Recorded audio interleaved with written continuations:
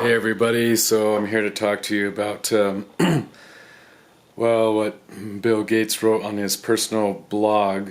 It's called Gates Notes, and I found it interesting. I'll just say that. And it's about the current situation in the world. First, I will say I know what his foundation does, and it's done a lot of good through education and health. They're on the verge of helping eradicate polio over in Africa. I think Afghanistan, Pakistan, and Nigeria, the only countries left with polio. They're on the verge of eradicating that, and Bill Gates' dream is to eradicate malaria, and that would be a game changer. That'd be a very positive thing. That's good. So, also, I've taken vaccines. A couple of them were for foreign travel, and I didn't have to. They weren't required. I just played it safe. So I'm not against vaccines, but I'm willing to take ones that have been around for decades and have proven results, not ones that have been rushed. So I'll show you what he wrote on his blog. And we'll go from there.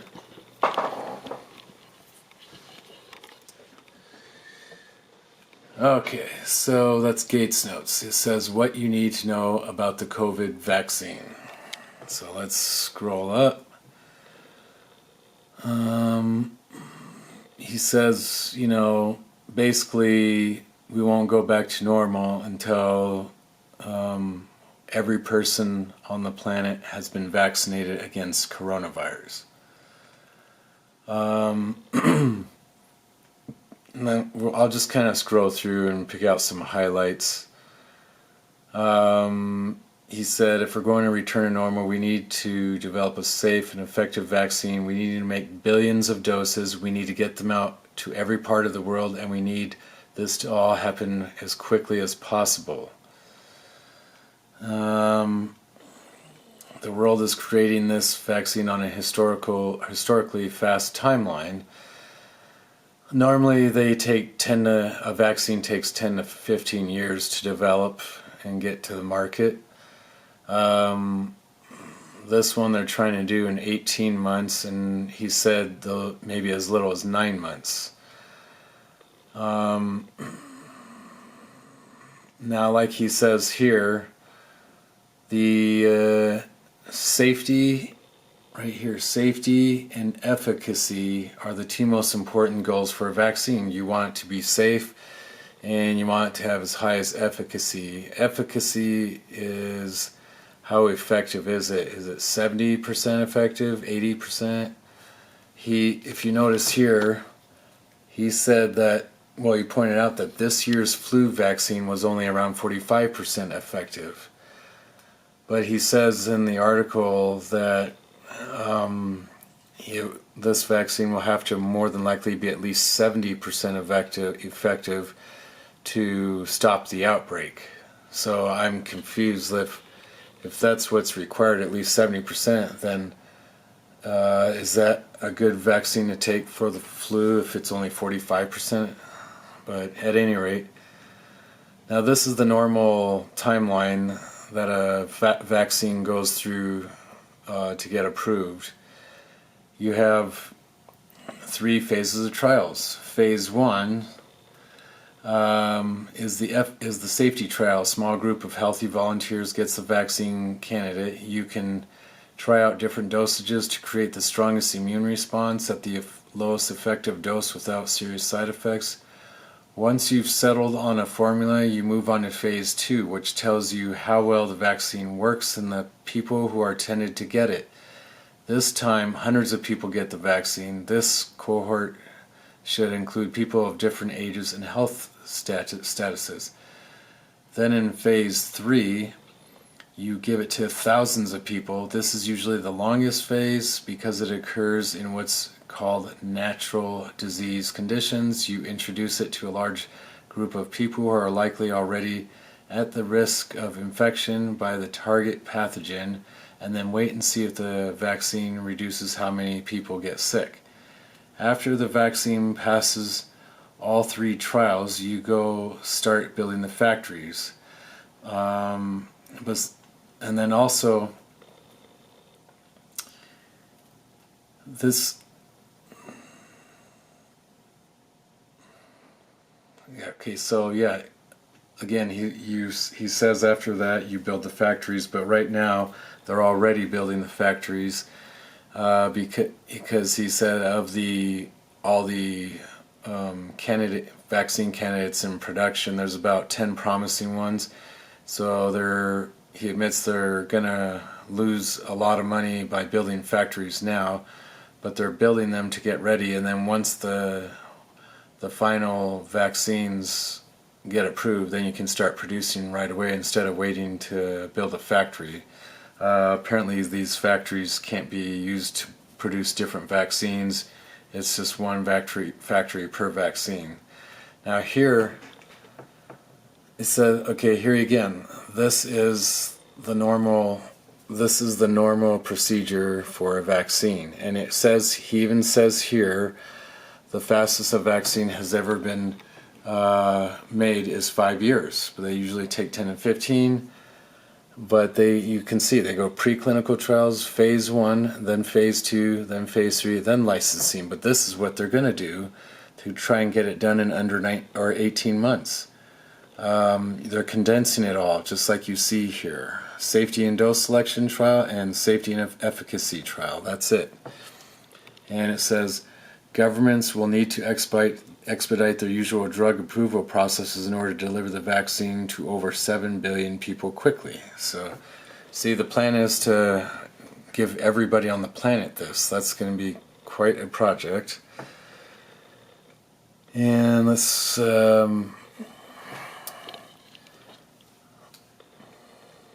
we'll scroll through and see some more here. Okay. Again, here he goes. There's 115 different vaccine candidates, but about 8 to 10 of them look promising. So they're already getting factories, starting to build them. And then the final ones that are approved will be able to start production right away. And he points out there's the inactivated and the live vaccines, and both types those are the normal ones. There is a downside. They're time consuming to make. There's a ton of material in each of these, and that's biological, which means you have to grow it, and that takes time. But he talks about new types of vaccines, RNA and DNA. And like the RNA vaccine, instead of injecting the antigen into your body, it injects the code for your body to be able to make the antigen. But these types have never been used, and if they did use it for this outbreak, it would be the first time this has ever been used. So it's more than likely going to be the old-fashioned type of vaccine. And he did say somewhere, right down here, we don't know what the COVID-19 vaccine will look like. Until we do, we have to go full steam ahead on as many approaches as possible. Back up here, let's see, oh yeah, right here, let's see, we'll go down here. He did say somewhere where the vaccine is not going to be perfect, and here we go. And that's okay. Now here he says the smallpox vaccine is the only vaccine that's wiped out an entire disease off the face of the planet Earth, but it's also a pretty brutal one to receive. It left a scar on the arm of anyone who got it. 1 out of every 3 people had side effects bad enough to keep them home from school or work. A small but not insignificant number of people developed more serious reactions. The smallpox vaccine was far from perfect, but it got the job done, and this vaccine will probably be similar. So that kind of concerns me.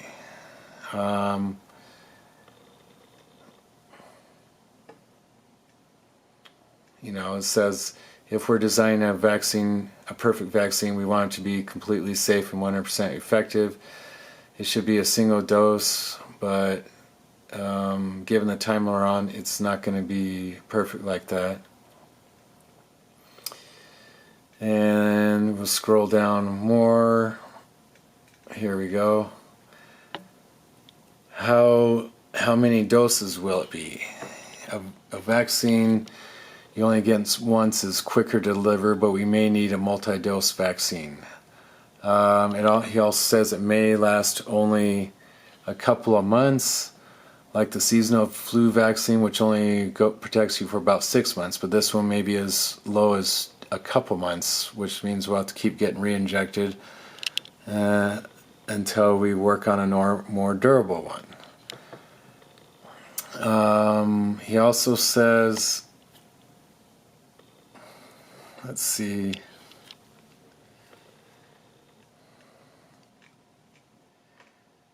yeah, we need 7 billion, we need to manufacture and distribute at least 7 billion doses of the vaccine. We need to deliver something to every corner of the world before, and as I mentioned earlier, vaccines are particularly difficult to make and store. So, let's see.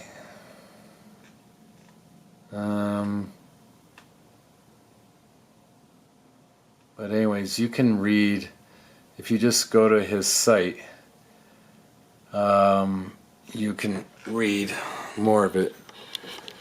But I just want to say, so like I was saying, one other point that concerns me is he said it's not going to be perfect, but we're going to keep working on it to improve the results of it for years to come.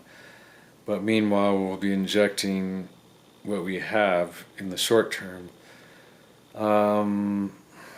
Yeah, I don't, I'm not really a fan of that, to say the least. I've lived my life to build up a strong immunity to everything. I haven't been sick since I was a kid, and that's due to vigorous exercise since the age of 14.